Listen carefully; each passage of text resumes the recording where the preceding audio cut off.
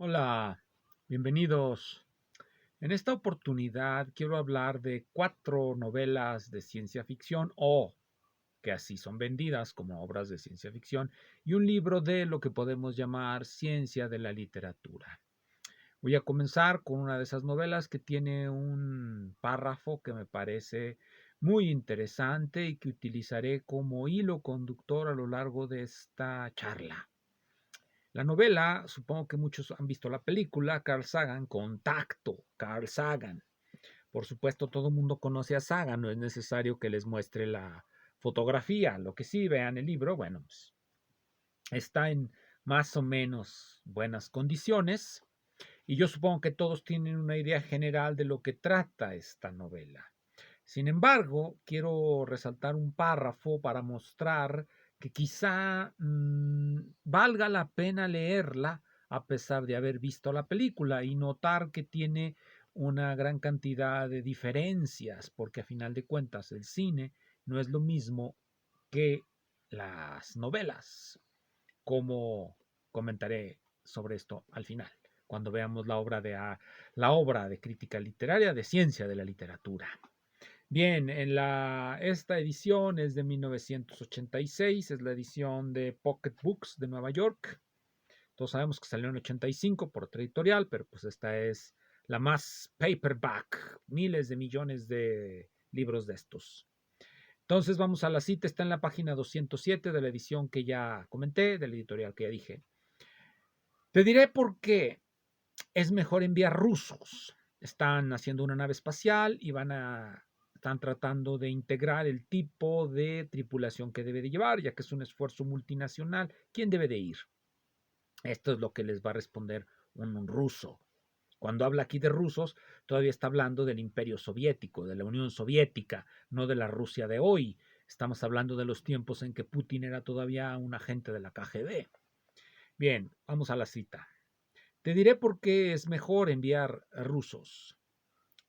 Estaba diciendo Baigai. No sé cómo se pronuncia ese nombre Baigai, pero así se lee. Baigai. Cuando ustedes los americanos estaban abriendo y expandiendo su país, los pioneros, los que ponen trampas, los exploradores indios, todo eso, ustedes no encontraron oposición. Al menos no oposición por alguien que tuviera su mismo nivel de tecnología. Nos dice que los americanos, cuando estaban expandiéndose de la región en la que se fundaron las colonias por los ingleses, se expandieron hacia el sur, digámosle así, hacia el sureste, hacia el suroeste. No encontraron oposición que tuviera el mismo nivel de tecnología. Eso es lo que nos dice. Ustedes corrieron a lo largo de ese continente del Atlántico al Pacífico. Después de un tiempo, ustedes ya esperaban que todo ese recorrido fuera fácil. Nuestra situación, la de los rusos, fue diferente. Nosotros fuimos conquistados por los mongoles. Su tecnología equina era muy superior a la nuestra. Cuando nos expandimos hacia el oeste, fuimos muy cuidadosos. Nunca cruzamos a través de bosques y de ríos y esperamos que fuera fácil. Estábamos más ajustados a la adversidad de lo que ustedes lo están. También los americanos están acostumbrados a estar eh, más avanzados tecnológicamente. En cambio nosotros, los rusos, aprendimos ingeniería inversa. Ahora todo mundo sobre la Tierra es un ruso. Ustedes comprenderán. Quiero decir, esa es nuestra situación histórica. La misión necesita soviéticos más de lo que necesita americanos. Este tipo de diálogos los van a encontrar en esta novela. El capítulo del que tomé esta cita, se llama 1 delta cannabinoide. Nos menciona que la marihuana ya es legal en todos lados. Bien, no se imaginó Sagan que unos años después la Unión Soviética caería y que pues ya no habría soviéticos. También hay que decir que precisamente esta visión que nos presenta Sagan en esta obra de ficción es tan ficticia como casi todo lo demás que viene en esa novela. ¿Por qué? Porque, en primer lugar, cuando los descendientes de los ingleses que se asentaron en esas 13 colonias comenzaron a expandirse hacia el sur, sí encontraron oposición de diferente tipo y de diferente manera en diferentes momentos. Primero, empezaron a penetrar a Texas con la venia del Imperio Mexicano, porque hay que recordar que México, en 1821, su primer forma de organización social fue un imperio, el imperio que hoy se dice el imperio de Iturbide. Ese imperio era enorme, casi tan grande como la Rusia actual, un poco más pequeño, pero era de las regiones más grandes del mundo. Iba desde Oregón hasta la frontera con Colombia. Así de grande era ese país, México. El imperio mexicano católico, por supuesto, organizado así en su primera constitución. Cuando se organizó así, pues obviamente no duró porque empezó a haber una lucha intestina, una guerra civil, y mientras tanto en las lejanas y remotas regiones del norte, lo que hoy podemos identificar como California, Nuevo México, Arizona, Texas, estaban ocurriendo eventos importantes. En primer lugar, Texas estaba siendo colonizada por colonos anglosajones, anglófonos, que pedían permiso al gobierno de México para sentarse ahí.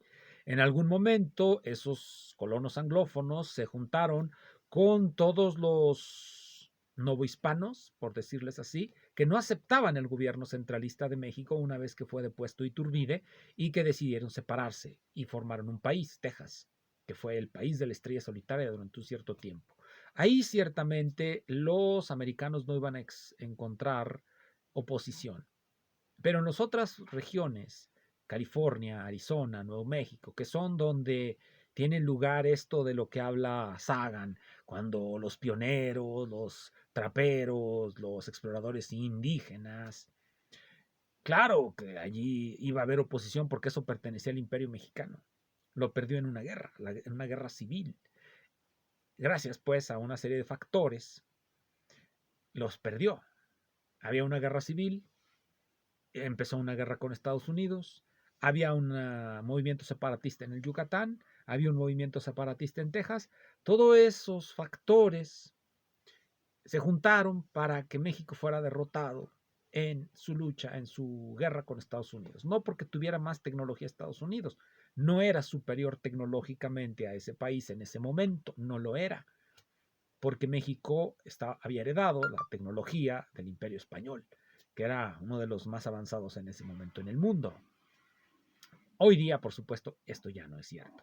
Sin embargo, la idea que promueve Sagan, bueno, es una de las tantas ideologías que uno puede encontrar. Pero hablando de imperios, vamos a hablar de otra novela que se llama El Imperio Interestelar, de John Brunner. Veanlo, es este librito. John Brunner, El Imperio Interestelar. Este es de Dow. La editorial es Dow. Donald A. Wollheim. Donald Wollheim, publisher, Dow Books. Este librito nos habla de un imperio interestelar, imperios. En la mente de muchos de estos grandes escritores norteamericanos existe la idea del imperio. Asimov, en su trilogía de las fundaciones, dice explícitamente que va a hablar del imperio inspirado en Edward Gibbon, la caída del imperio romano. Quién sabe si sea cierto, tal vez sí. Los que leyeron a Gibbon y luego a Asimov lo podrán decir. En este caso, en el Imperio Interestelar de Brunner, que les pongo aquí de nuevo para que lo vean, el Imperio Interestelar de Brunner, la premisa es un tanto diferente. Los seres humanos, en algún momento de sus precarios viajes al espacio, se encuentran tecnología extraterrestre. No saben de dónde viene, simplemente se la encuentran ahí, tirada, en algún lugar. Y mediante la ingeniería inversa generan la posibilidad de expandirse por el cosmos y fundar un imperio interestelar. Luego aquí Brunner nos describe, en las primeras páginas nos va a platicar de un historiador que está pensando sobre las ruinas del imperio, su caída, es un lugar tan vasto, pues obviamente la caída no tuvo los mismos efectos en todos lados. En algunos lugares, dice, hubo revueltas, hubo regresiones, se perdió la tecnología, en otros hubo florecimientos, etcétera. Pero ¿qué pasó, por ejemplo, en el Imperio Español cuando se disgrega? No todos los fragmentos de ese imperio cayeron en la barbarie. Lo que se llama México, por volver a eso que comenté al principio, cayó en guerras intestinas. Cayó en guerras intestinas. No me atrevería a dar alguna hipótesis de quiénes originaron esas guerras intestinas, pero vamos a la versión oficial, fueron los que querían una organización centralista e imperial y los que querían una organización democrática y masiva y etcétera, etcétera. Con grandes ideas venidas de, en este caso no de España, sino de la Europa continental, de Inglaterra o de Francia. Francia, generalmente. Sismondi o Benjamin Constant eran los grandes ideólogos de esos teóricos, o eso se nos dice.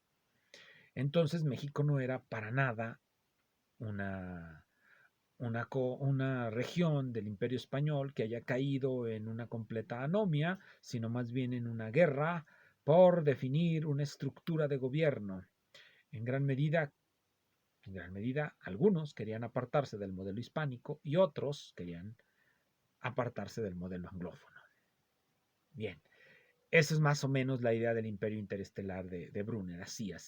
¿Cómo se disgregó el imperio británico? Bueno, pues generó a la potencia norteamericana. Cuando se disgregó sus 13 colonias, que no era nada, se forman en un gran país que hoy día lidera la tecnología en todo el mundo. Bueno, eso parece ser algo que les gusta mucho a estos señores que hacen ciencia ficción. Este tipo de ciencia ficción, su novum siempre es un método para poder reorganizar la sociedad. Generalmente todas las grandes ideas sirven para reorganizar la sociedad, pero como he comentado en otro video, si no hay la tecnología adecuada para que esas grandes ideas puedan llevarse a cabo hasta sus últimas consecuencias, pues obviamente no pasará nada. Vamos a hablar de otro libro, Frank Herbert y Bill Ransom, El incidente Jesús. Este es un libro, véanlo también, este está en buen estado, mejor estado que los anteriores, mejor estado que el de Brunner, que ya se me está deshaciendo. Este es de la editorial, bueno, en realidad Berkeley Book. Este libro es de 1979, su primera aparición. Esta es una reimpresión del 83, El incidente Jesús. Realmente este libro es un libro que parece absolutamente fantasioso.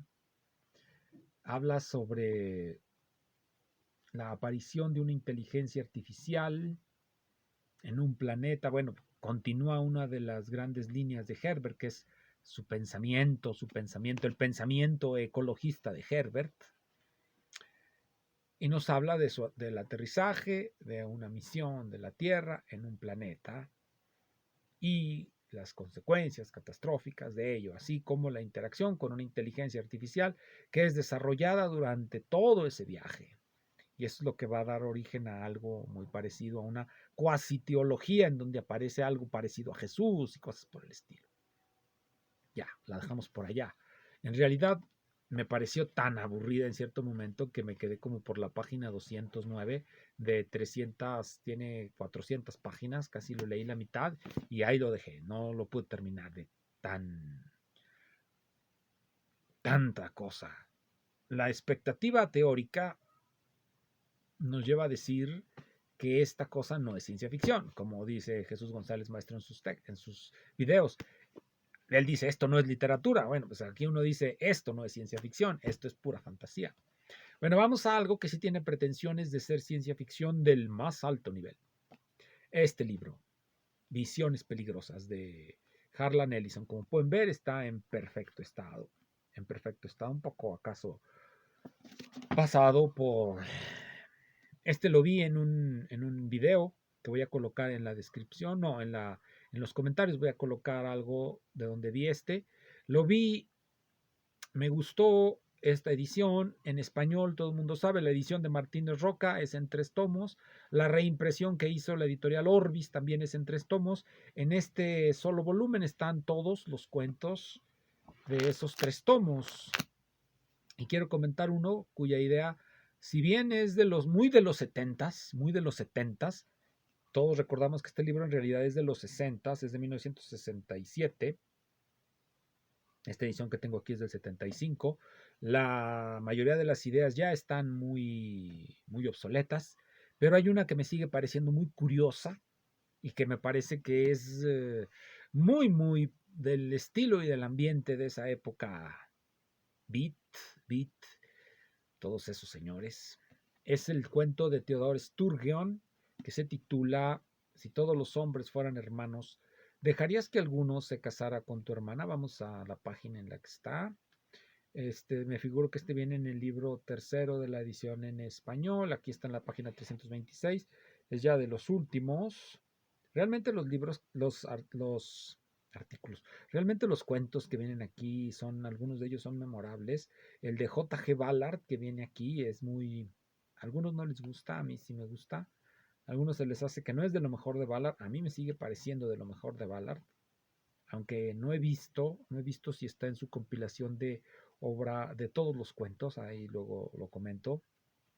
Pero si todos los hombres fueran hermanos, ¿dejarías que alguno se casara con tu hermana? De Theodor Sturgeon. Es el dibujito de Leo y Diane Dillon. A mí estos dibujos siempre me parecieron muy, muy bonitos. Y ahí está el título, Si todos los hombres fueran hermanos. Si todos los hombres fueran hermanos, ¿dejarías que alguno se casara con tu hermana? Ya nos dice cuál es la idea básica. Va a partir pues de una hipótesis fantástica, que en algún momento la humanidad logra moverse por las estrellas. Esto es nada más como una manera de abrir espacio, porque parece ser que la idea de Teodoro Sturgeon es que este tipo de ideas no se pueden desarrollar en la sociedad en la que estamos y en el espacio en el que vivimos. No cabemos todos en este mundo, nos va a decir Sturgeon, por eso se necesitan otros mundos. Ya ven que hay algunos que dicen que un mundo en el que quepan todos los mundos. Pues no, Sturgeon creo que no hay un mundo en el que quepan todos los mundos y que necesitamos el mundo expandido de las estrellas. Entonces, en ese otro planeta al que no se puede llegar porque se borró su existencia, existe una sociedad utópica, una muy buena sociedad, la mejor sociedad, según nos cuenta este cuento, en la que predomina el principio del incesto. Según Sturgeon, con dejar libres esos impulsos, la sociedad mejorará. Esa es su gran idea, su visión peligrosa. Aquí está, Dangerous Visions, por eso el título, Visiones Peligrosas. Ciertamente es interesante. Quién sabe si se tenga algo de solidez fuera de lo que nos dice Sturgeon ahí, porque nos dice por qué, según él, el promover el incesto funciona y cómo es que esas ideas no caben en este mundo, sino que por eso se necesita irse a otro mundo. Aquí en este mundo no caben esas ideas. Bien, vamos al último que quiero hablar. Cuando compré este libro, me ofrecieron otro, que es eh, de un señor que se llama Roman Ingarden. Este es un tratado de teoría de la literatura. Esta es la segunda parte de un libro, este se llama The Cognition, en inglés The Cognition of the Literary Work of Art. The Cognition of the Literary Work of Art. Es una obra en 2 partes, se pueden leer independientemente, pero la primera parte se puede conseguir en español, ya que fue traducida por un profesor de la Iberoamericana, me parece que era un holandés, que la tradujo al español, la primera parte. Esta es la segunda parte de esa obra, que la primera parte se titula La obra de arte literario, en español. Este se titula El conocimiento de la obra de arte literario, The Cognition of the Literary Work of Art, el conocimiento de la obra literaria, de la obra de arte literario de Roman Ingarden. Es un fenomenólogo, aquí puedo ver en la entrada que está en estudios, es la colección, estudios en fenomenología y filosofía existencial. Y bueno, ignoro si González Maestro lo haya leído o cuál sea la crítica que tiene a Roman Ingarden. es un fenomenólogo. Recordemos que algún teórico mexicano quiso hacer una fenomenología de la obra de arte y se le condenó por parte del exilio español. Gracias.